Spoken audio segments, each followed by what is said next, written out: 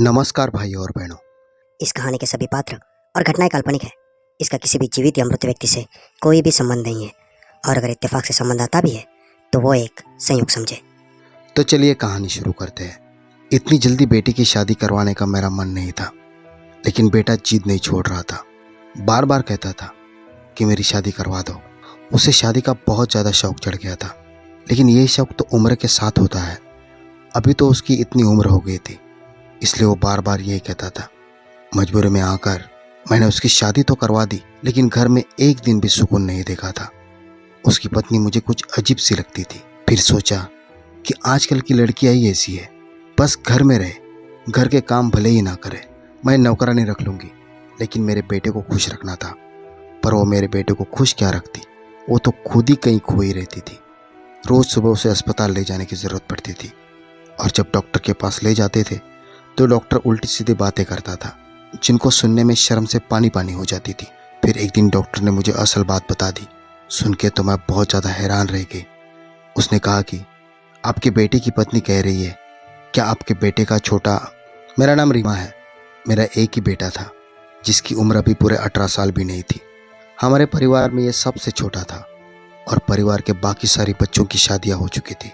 आज भी हम शादी से ही वापस आए थे, जब मुझे कहने लगा कि माँ मेरी शादी कब करवाएंगे, मैंने तो मैट्रिक भी कर लिया है। मैंने कहा मैट्रिक कर लिया तो क्या, आगे पढ़ाई नहीं करोगे?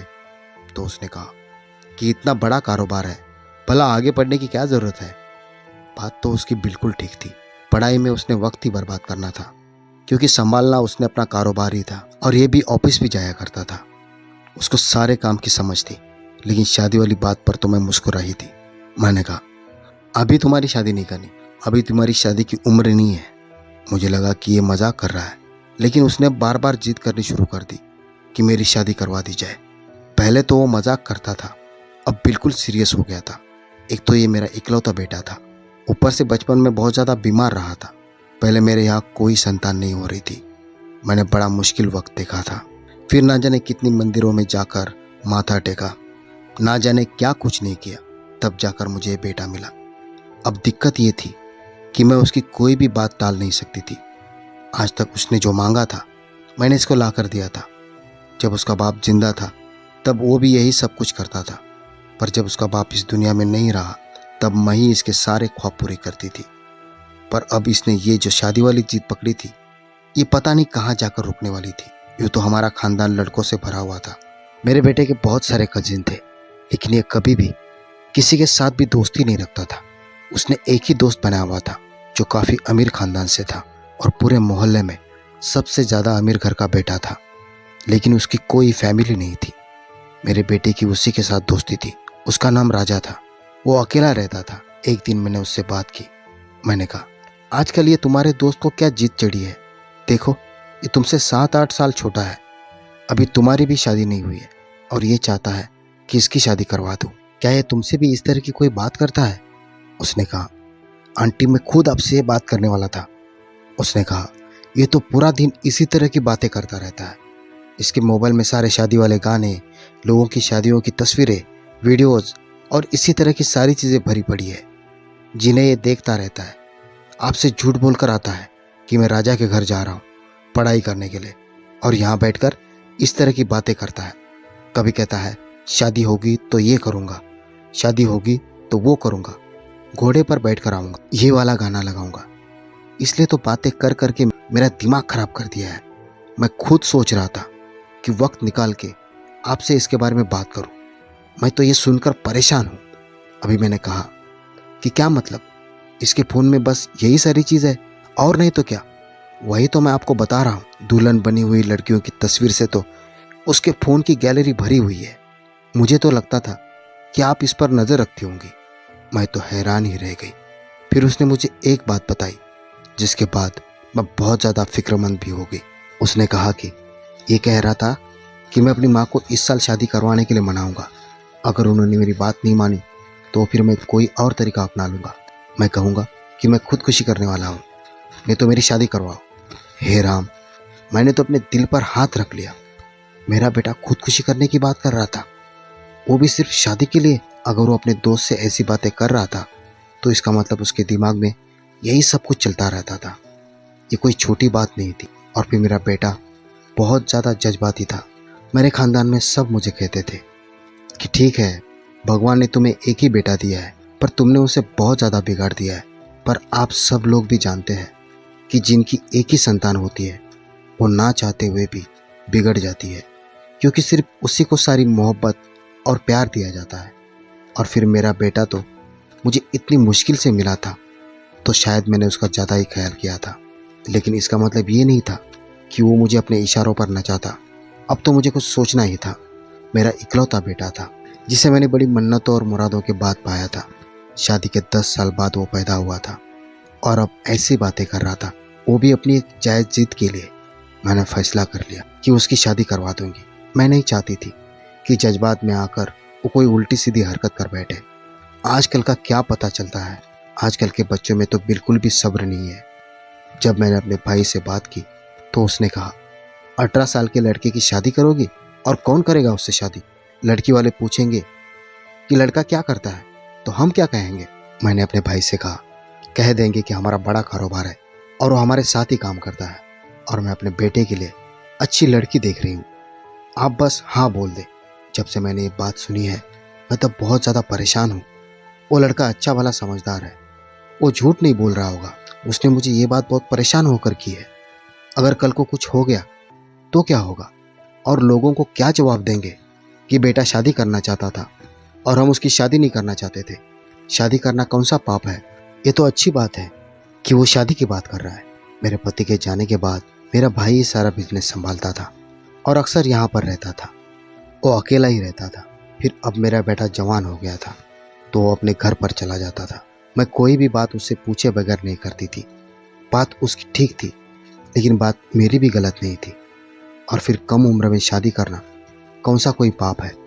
मेरे भाई ने कहा, तुम माँ बेटे की जिद पूरी करते करते तो मेरे बाल सफ़ेद हो गए। मुझे घर के मामलात में वैसे भी कहाँ बोलने देते हो। मैं तो बस तुम लोगों के लिए पैसे कमाने की मशीन हूँ। जो भी करना है कर लो।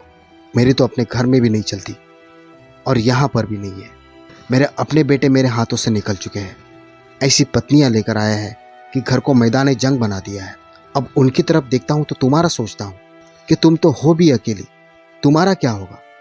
लेकिन अब तुम भी मेरी पत्नी वाली गलती कर रही हो। उसने भी बच्चों की शादी जल्दी की, अभी अपने आप को संभाल नहीं सकते और उनको पत्नियां मिल गई है। पर अब मेरी एक और बात सुन लेना और दिमाग में रखना, लड़की कोई ऐसी लेकर आना जिसके साथ तुम्हारा गुजारा हो जाए और अपने घर में अपने बेटे और बहू को संभाल कर रखो। मुझे कोई दिक्कत नहीं है। मेरा भाई वैसे भी बड़े गुस्से वाला था, पर मुझे उसकी बातों का बुरा नहीं लगता था। मेरा बेटा भी उससे बहुत डरता था। अपने एक दोस्त से कहा कि मुझे रिश्ता चाहिए, तो उसने कहा, अपने छोटे से लड़के की शादी करोगी? उसको पता भी है कि शादी क्या होती है, शादी की जिम्मेदारियां क्या होती है? मैंने कहा, बस मुझे कुछ नहीं पता, तुम जितने पैसे ले लो, मुझे अच्छा सा रिश्ता तलाश करके दे दो। मेरी दोस्त ने कहा, ठीक है, रिश्ते तो मिल जाएंगे, लेकिन उस लड़की का ख्याल भी तुम्हें रखना होगा। ये ना हो कि ये बचपन में आकर लड़ाई करे और जैसे इसको शादी करने का शौक है इस तरह उसको तलाक भी देकर बैठ जाए। मैंने कहा कि भगवान से डरो, मैं तुमसे अपने बेटे की शादी की बात कर रही हूँ और तुम इस तरह की बातें कर रही हो। खैर, उसने 1-2 महीने बाद लड़की तलाश करके दे दी और मैंने अपने बेटे को कह दिया कि मैं तुम्हारी शादी करवा रही हूँ, इसलिए तुम्हें परेशान होने की ज़रूरत नहीं है। वो भी बहुत ज़्यादा खुश हो गया और वो मेरी हर बात मानने लगा था। बहुत ही अच्छा बच्चा बन गया था, बिल्कुल वैसा जैसा मैं हमेशा से चाहती थी, क्योंकि उसको भी पता था कि मेरी माँ मेरी शादी करवा रही है। मेरी ये दोस्त लालची थी।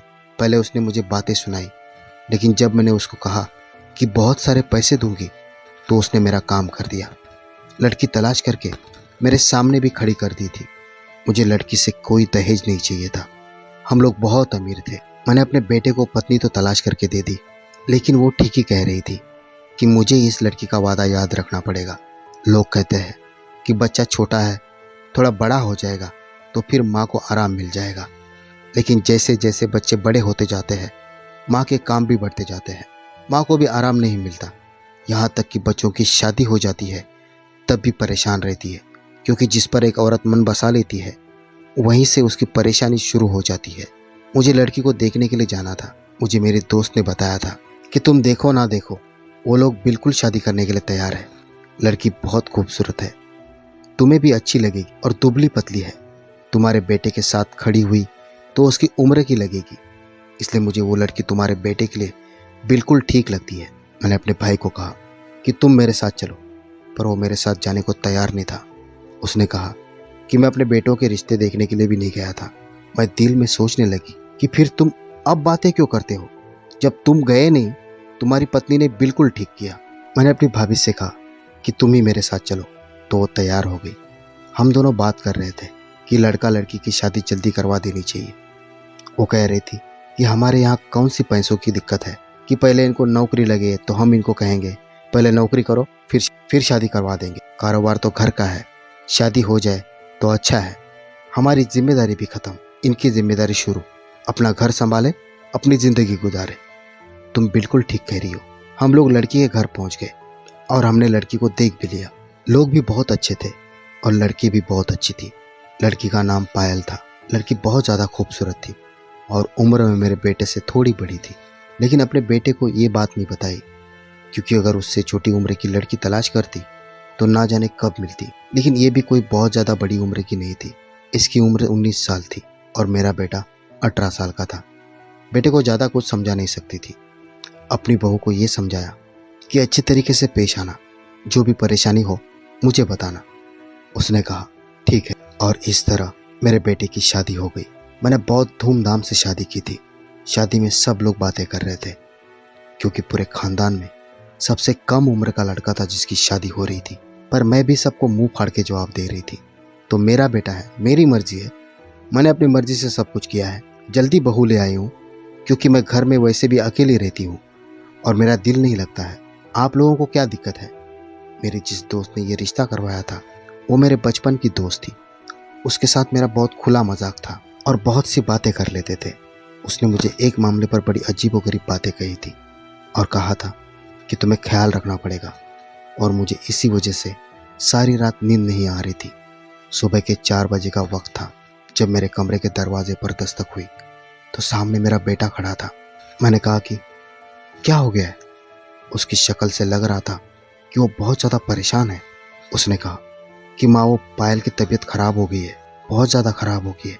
मैंने कहा कि थक गई होगी ना, उसके सिर में दर्द होगा, उसे कहो कि बैठे, मैं चाय भिजवाती हूँ। तो मेरे बेटे ने कहा कि नहीं, चाय की बात नहीं है, उसके सिर में दर्द नहीं है, कुछ और ही है, वो मर जाएगी, उसकी तबीयत बहुत ख़राब है, आप प्लीज़ मेरे साथ चलिए। मैंने अपने बेटे को इतना ज़्यादा परेशान कभी नहीं देखा था। मुझे लगा कि शायद थक गई होगी, क्योंकि शादी बहुत धूमधाम से हुई थी, और जब दुल्हन शादी पर बहुत ज़्यादा थक जाती है तो सिर में दर्द होना, चक्कर आना, बेहोशी होना, यहाँ तक कि उल्टी आना भी नॉर्मल होता है, क्योंकि उसको तो एक पल का भी आराम नहीं मिलता। लेकिन ये जो मेरे बेटे ने शक्ल बना रखी थी और ये जिस तरह से बात कर रहा था, मामला कुछ और ही लग रहा था। मुझे थोड़ी थोड़ी बात समझ आने लगी। मैं कमरे में गई तो मेरा अंदाज़ा बिल्कुल ठीक था। मेरी बहू की तबीयत बहुत ज़्यादा ख़राब थी, उसे डॉक्टर के पास ले जाने की ज़रूरत थी। एक पल की भी देर नहीं कर सकते थे। मैंने अपने भाई से कहा कि गाड़ी निकाले और अपनी बहू को डॉक्टर के पास ले गई। डॉक्टर ने उसे चेक किया और कहा कि अभी उसकी हालत ठीक है। उसके बाद मैं लेडी डॉक्टर के सामने बैठी थी। मेरा बेटा बाहर था, मेरा भाई भी बाहर था। लेडी डॉक्टर ने कहा कि आजकल के मर्दों का तो कोई हल नहीं है। आपने अपने बेटे को कुछ समझाया नहीं था क्या? और आपका बेटा देखकर तो मुझे ऐसा लगा जैसे ये आपका छोटा बेटा है और इस लड़की का पति कोई और है, लेकिन आप कह रही है ये तो उसका पति है। आपने अपने छोटे बेटे की शादी करने की ज़रूरत क्या थी? खुद तो आप अच्छी भली समझदार लग रही है। क्या आपकी शादी भी जल्दी हुई थी? मैंने झूठ बोल दिया कि हाँ, हमारे परिवार में शादी जल्दी हो जाती है। मैं अब डॉक्टर के पास बैठी थी और उनको क्या कहती कि मेरा बेटा जिद कर रहा था और मैंने उसकी जिद को मान लिया। उनका कहना था कि बच्चे तो कुछ भी कहते हैं, इसका मतलब ये तो नहीं कि बड़े मान जाए, वे बच्चे होते हैं, आप तो बच्चे नहीं हो। मैंने कहा कि डॉक्टर, मैंने जितना समझा सकती थी समझाया था, लेकिन उससे ज़्यादा समझने की शायद उसकी अकल ही नहीं थी। उन्होंने कहा कि क्या मतलब? मैंने कहा कि वो लड़का जो अभी इधर आया था वही मेरा बेटा है। डॉक्टर हैरान रह गई। उन्होंने कहा कि मुझे लगा कि वो आपका छोटा बेटा है, आपने इतने से बच्चे की शादी कर दी, तो फिर यही सब कुछ होना था। मैंने कहा कि मेरी बड़ी मजबूरी थी। डॉक्टर ने कहा कि ऐसी भी क्या मजबूरी होती है, आप लोगों को शौक होता है छोटी उम्र की बहू लेकर आने का, शायद डॉक्टर भी मुझे बाकी औरतों की तरफ समझ रही थी। मैंने कहा कि नहीं, ऐसी कोई बात नहीं। मेरे दिमाग में तो मेरे बेटे की शादी थी ही नहीं, लेकिन उसने खुदकुशी की धमकी दी थी, इसलिए मैंने उसकी शादी करवा दी। डॉक्टर ने कहा कि लड़के ऐसी ही धमकियां देते हैं, ऐसे अपनी जान कोई भी नहीं लेता है। पर आपकी हालत समझ सकती हूँ। आप माँ है, आपका इकलौता बेटा है, तो आप परेशान हो गई होंगी और आपके बेटे ने भी इसी परेशानी का फ़ायदा उठा लिया है। लेकिन अब जो हो गया सो हो गया। अब अपनी बहू का बहुत ज़्यादा ख्याल रखिएगा। मैंने कहा कि ठीक है, मैं बहुत ज़्यादा ख्याल रखूँगी। डॉक्टर ने कोई दवाई वगैरह लिख के दे दी और उसने कहा कि दोबारा आने की ज़रूरत नहीं होगी, सब कुछ ठीक हो जाएगा। फिर कभी ले आइएगा ताकि देख सकूं। बहू को देखा तो उसकी तबीयत कैसी है, वो भी कुछ बोल नहीं रही थी, शायद शर्मा रही होगी, इसलिए मैंने ज़्यादा सवाल नहीं किए। रिसेप्शन भी 3 से 4 दिन आगे कर दिया। 1 घंटा तो सुकून से गुजर गए। अपने भाई से कहा कि आप उसको समझाया करें, आप उससे ज़्यादा बेहतर तरीके से बात कर सकते हैं क्योंकि वो आपके बेटे जैसा है। आपके लिए ये सब आसान है। मेरे भाई की बस यही एक हरकत थी कि उसे घर के मामले में बोलने का कोई शौक नहीं था।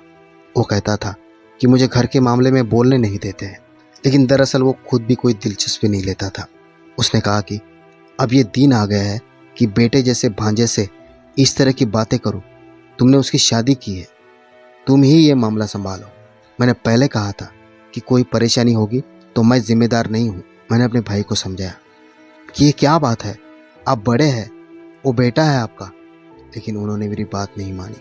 मुझे तो लग रहा था कि इससे अच्छा है कि मैं अपने बेटे को खुद ही समझाऊं, तो वो मेरी बात तो मान लेगा। मेरे भाई ने तो मेरे बेटे से भी ज़्यादा बचकाना किस्म का रवैया पेश किया हुआ था, इसलिए मैंने उससे दोबारा कोई बात नहीं की। 1 हफ्ता गुजर गया जब एक दिन बहुत ही सुबह सुबह मैंने देखा कि मेरा बेटा और बहू दोनों घर से बाहर निकल रहे थे और मेरी बहू ने मुंह छुपाया हुआ था। मैंने कहा कि कहाँ जा रहे हो और ये मुंह क्यों छुपा कर जा रही हो? तो मेरे बेटे ने कहा कि वो कहती है कि मुझे कोई और देखे मुझे अच्छा नहीं लगता।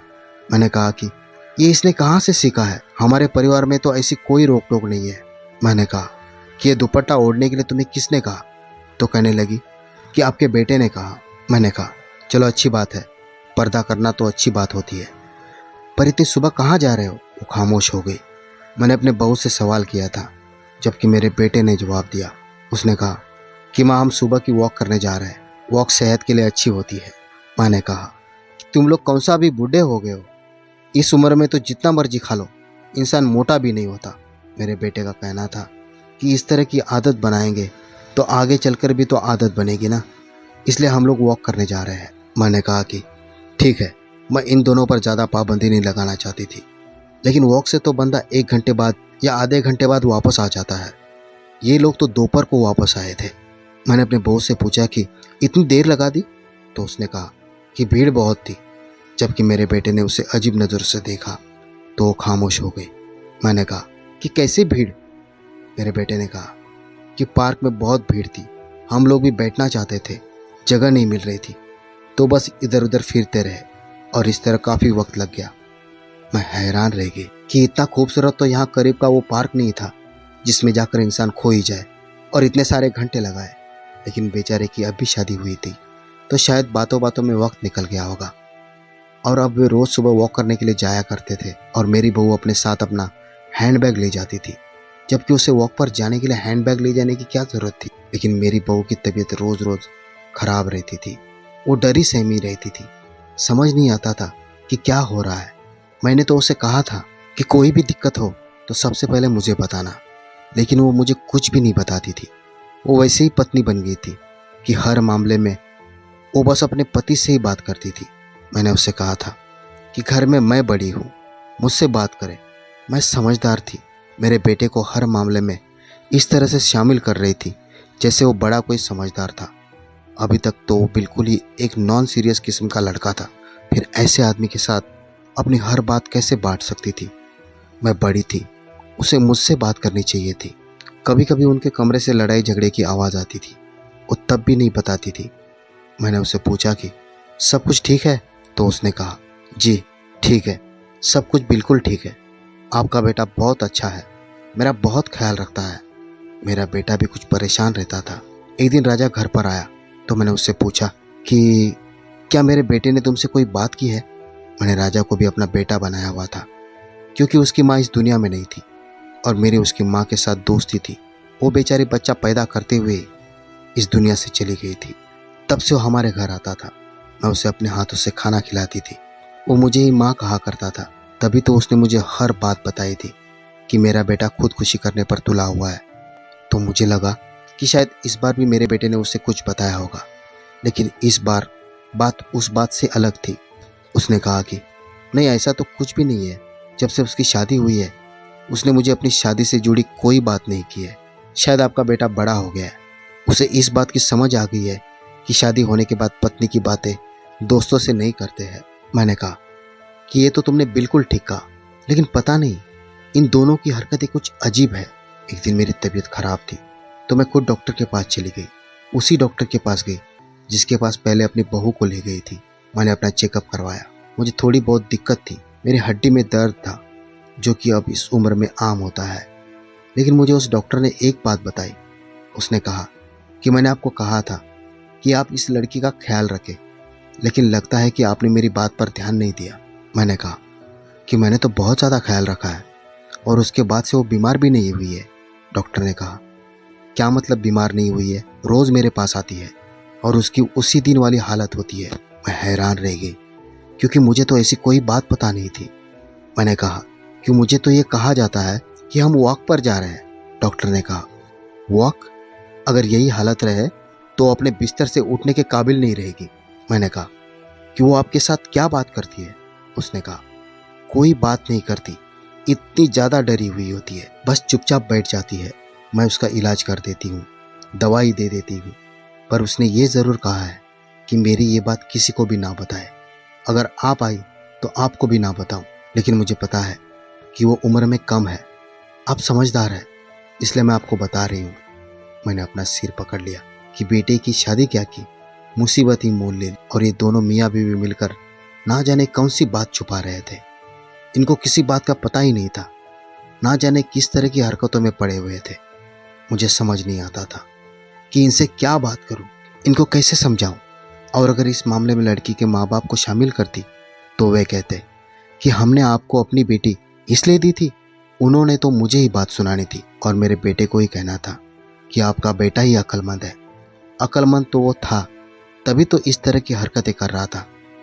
और अब मैं ये सब कुछ कैसे समझाती? मेरे भाई के हालात तो पहले ही सबके सामने थे। वो तो किसी मामले में बोलता ही नहीं था। एक दिन मेरा बेटा घर पर नहीं था, मेरी बहू कमरे में बैठी थी। मैंने कहा कि तबीयत खराब है। उसने कहा कि नहीं, आराम कर रही थी। मैंने उसे सब कुछ बता दिया कि मैंने कहा कि मैं उसी डॉक्टर के पास गई थी जिसके पास तुम जाती हो। जाहिर है तुम छोटी बच्ची हो, तुम्हें झूठ बोलना भी नहीं आता। अगर तुम इतनी समझदार होती तो फिर उस डॉक्टर के पास नहीं जाती। तुम्हें ये नहीं पता कि वो हमारी फैमिली डॉक्टर है। उसने मुझे सब कुछ बता दिया है और अब तुम मुझसे झूठ मत बोलो। मुझे सब कुछ बताओ कि क्या दिक्कत है। मेरी बहू ने साफ इनकार कर दिया। उसने कहा कि मैं आपको नहीं बता सकती। मैंने पूरी कोशिश करी। पहले प्यार से पूछा, फिर उसे डांटा, फिर दोबारा उसकी मिन्नत की, लेकिन उसने मुझे नहीं बताया। एक दिन मैंने अपने बेटे को किसी काम से भेज दिया। दरअसल हमारी काफ़ी सारी फैक्ट्रियाँ थी, इसलिए आना जाना लगा रहता। मैंने उसको भेज दिया और वहाँ पर देर हो गई, इसलिए वो रात को वहाँ पर ही रह गया। सुबह जब मेरी बहू की तबीयत खराब हुई तो मैंने डॉक्टर को घर पर बुला लिया, क्योंकि मुझे डॉक्टर से कुछ बहुत ही ज़्यादा अजीब बात करनी थी। और डॉक्टर ने भी मेरी बात को समझा। उसने मेरा साथ देने का वादा किया और जो भी उसको ज़रूरी काम था उसने कर लिया। उसने कहा कि जो मुझे चाहिए था वो मैंने सैंपल ले लिए है, अब हमें कुछ टेस्ट करवाने होंगे, उसके बाद पता चलेगा कि असल कहानी क्या है। जब रिपोर्ट सामने आई तो मेरे कदम तले से ज़मीन निकल गई। रिपोर्ट के मुताबिक मेरी बहू की ज़िंदगी में जो शख्स था वो मेरा बेटा था ही नहीं। उसका मतलब कि उसके साथ जो कुछ भी हो रहा था वो मेरे बेटे की वजह से नहीं हो रहा था। तो ये लड़की कर क्या रही थी? लेकिन अगर मेरे बेटे की वजह से ये सब कुछ नहीं हो रहा था तो फिर वो उसका साथ क्यों दे रहा था? वो क्यों उसके साथ झूठ बोलता था और खुद ही उसको रोज़ डॉक्टर के पास लेकर जाया करता था? मैंने अपने बेटे को भी सब कुछ बता दिया, उसको अपनी कसम दे दी। उसने मेरे सामने बच्चों की तरह रोना शुरू कर दिया। उसने कहा, माँ मुझे शादी नहीं करनी थी, ये शादी तो वाकई बहुत बड़ी मुसीबत है। मैंने कहा कि हुआ क्या है, मुझे बताओ। उसने कहा मुझे शादी करने का शौक ज़रूर था, लेकिन यह सब कुछ राजा ने करवाया है। उसने आपसे झूठ बोला था, ऐसी कोई बात नहीं थी। उसने कहा था कि अगर तुम्हारे माँ बाप को शादी के लिए मना लूँ तो फिर तुम्हें मेरी एक बात माननी होगी। उसने ना जाने आपसे क्या बात कही कि आप शादी के लिए मान गई, और फिर मैंने उससे वादा किया था कि उसकी बात ज़रूर मानूंगा, लेकिन उसकी वो बात बहुत ज़्यादा अजीब थी। उसने 7 वाला घर किराए पर लिया है। उसकी खिड़की से वो रात को हमारे कमरे में आ जाता है और मुझे उस कमरे से बाहर निकाल देता है। ये सब कुछ वही कर रहा है। मैं तो जैसे पत्थर की बन गई थी। मुझे ऐसा लग रहा था कि मेरा पूरा शरीर बर्फ का बन गया है और मेरे हाथ पांव सर्दी से कांपने लगे थे। मेरे मासूम से बेटे को इस लड़के ने बेवकूफ़ बना लिया, और मेरी बहू को भी। जाहिर है कि उसके आगे पीछे कोई भी नहीं था, और इस अकेले लड़के को बेटी कौन देता। उसने अपनी पूरी नीयत को सर अंजाम देने के लिए मेरे बेटे और मेरी बहू का इस्तेमाल किया, जबकि मैं उसे अपना बेटा समझती थी। अब मैंने ये बात अपने भाई को बताई और उसे कहा कि अब कुछ तो कर लो, तुम्हारे घर की इज्जत भी नीलाम हो गई है। मेरे भाई को गुस्सा आया और उसने बड़े ही तरीके से राजा को पकड़ लिया, और उसके बाद पुलिस को ये सब कुछ बता दिया और उस पर केस भी करवा दिया। ये मेरी बहू और मेरे बेटे की बेवकूफ़ी थी, या हम लोगों की समझ से बाहर था, लेकिन नुकसान तो बहुत ज़्यादा हो गया था। रानी को समझाया कि ये बात अपने घर वालों को ना बताए, और बेटे को भी समझाया कि अपनी पत्नी का ख्याल रखे और दिमाग से और कोई बात ना निकाले। ये वक्त हमारे लिए बहुत मुश्किल था। राजा को हमने ज़्यादा से ज़्यादा सज़ा दिलवाने की कोशिश की, लेकिन हम इतने कामयाब नहीं हो सके। पर एक बुरे इंसान की बुरी नीयत से वाकिफ ज़रूर होंगे। कम से कम दोबारा उसे धोखा तो नहीं खाते। रानी का ख्याल रखा। अब तो उसे बहू कहने का दिल ही नहीं करता था। वो तो मेरी अपनी बेटी थी। अपने बेटे को भी समझाया, और वक्त के साथ साथ चीज़ें ठीक होने लगी।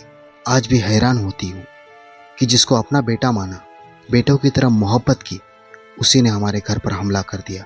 आजकल किसी पर भी भरोसा नहीं किया जा सकता है, और अपनी ज़िंदगी में हुए इस हादसे से ये सबक सीखा है कि जब तक बच्चे समझदार नहीं हो जाए, उनकी शादी ना की जाए। बच्चों के अंदर तो अकल नहीं होती, लेकिन माँ बाप के अंदर तो होती है। तो माँ बाप की अकल का क्या फ़ायदा अगर वो बच्चों के आगे बेबस हो जाए और उनकी बात मान ले। इस हादसे के बाद मेरे बेटे में अकल आ गई है। वो वक्त से पहले ही बड़ा हो गया है और अब सारी चीज़ों को समझने लगा है। पर जो भी हुआ बहुत बुरा हुआ। मेरी बहू का हमारे ऊपर एहसान है कि उसने ये बात किसी को भी नहीं बताई और इस दिक्कत को, इस घर की परेशानी समझकर हल किया। तो भाई और बहनों, ये थी आज की कहानी। अगर आपको कहानी पसंद आई हो तो वीडियो को लाइक कीजिए, शेयर कीजिए और कमेंट भी कीजिए। और हाँ, सबसे ज़रूरी बात, अगर आपने अभी तक मेरे चैनल को सब्सक्राइब नहीं किया है तो प्लीज़ सब्सक्राइब करें। तो भाई और बहनों, मिलते हैं अगले वीडियो में एक और दिलचस्प कहानी के साथ। तब तक के लिए नमस्कार। धन्यवाद भाई और बहनों।